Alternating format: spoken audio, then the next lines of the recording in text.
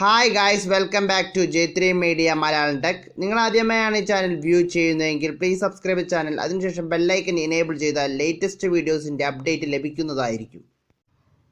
Hi guys, welcome back to J3 Media Malayalam Tech. ഇന്ന് നമ്മൾ discuss ചെയ്യാൻ പോകുന്നത് എങ്ങനെയാണ് നമ്മുടെ മൊബൈലിൽ ഗൂഗിൾ ലെൻസ് ആക്ടിവേറ്റ് ചെയ്യാം എന്ന് നോക്കാം. അപ്പോൾ നമ്മൾ ഫസ്റ്റ് പ്ലേ സ്റ്റോറിൽ പോയിട്ട് ഗൂഗിൾ ഫോട്ടോസ് എന്നൊരു ഓപ്ഷൻ ഉണ്ടായിരിക്കും. അത് നമ്മൾ അപ്ഡേറ്റ് ചെയ്യുക. നമ്മുടെ മൊബൈലിൽ ഇല്ലെങ്കിൽ അത് ഇൻസ്റ്റാൾ ചെയ്യുക, ഏറ്റവും ലേറ്റസ്റ്റ് വെർഷൻ അപ്ഡേറ്റ് ചെയ്യുക. അതിന് ശേഷം നമ്മൾ ഏതെങ്കിലും ഫോട്ടോ എടുക്കാമെന്ന് വിചാരിക്കാം.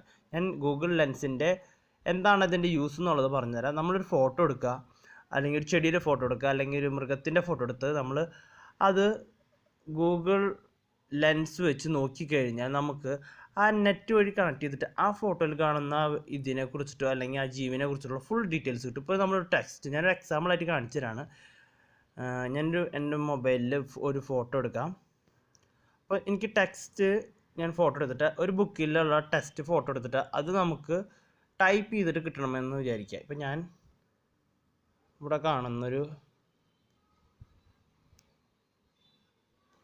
ഇത് ഞാൻ ഫോട്ടോ എടുക്കാമെന്ന് വിചാരിക്കും. ഇപ്പോൾ ഈ കാണുന്ന സാധനം ഞാൻ ഫോട്ടോ എടുക്കുകയാണ്.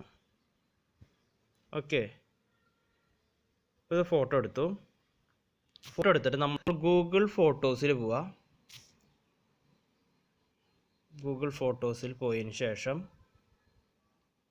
ഫോട്ടോസ് കാണുന്നുണ്ട്, അത് ക്ലിക്ക് ചെയ്യാം. അത് ക്ലിക്ക് ചെയ്യുമ്പോൾ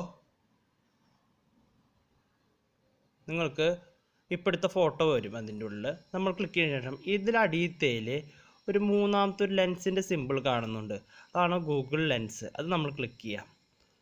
അത് ക്ലിക്ക് ചെയ്യുമ്പോൾ നമ്മുടെ ഗൂഗിളിൽ നമ്മൾ സെർച്ച് ചെയ്യും, അല്ലെങ്കിൽ നമ്മുടെ ഇതിൽ കാണുന്ന ടെക്സ്റ്റ് നമ്മൾക്ക് ടൈപ്പ് ചെയ്തിട്ടുള്ള രീതിയിൽ നമുക്ക് കിട്ടും.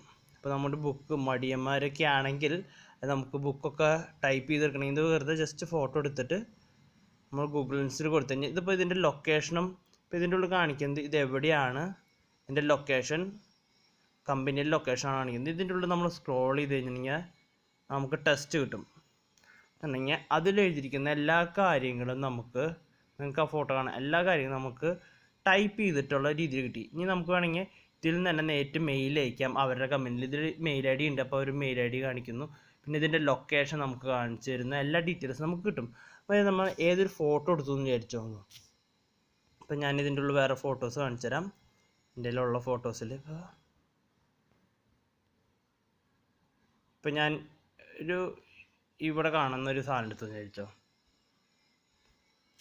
ഇത് വേണ്ട, അല്ലെങ്കിൽ ഞാൻ ഇതെടുത്തു. ഇത് കഴിഞ്ഞ് നമ്മൾ ഈ ഗൂഗിൾ ലെൻസിൽ കൊടുത്തു കഴിഞ്ഞിട്ടുണ്ടെങ്കിൽ ഇത് വീണ്ടും അവർ സെർച്ച് ചെയ്യും. ഇതിൽ കാണുന്ന ഡീറ്റെയിലും ഇതിൻ്റെ ഇമെയിൽ ഐ ഡി കാര്യങ്ങളും എല്ലാം സെപ്പറേറ്റ് ചെയ്ത് ടെസ്റ്റ് ആയിട്ട് എടുക്കും.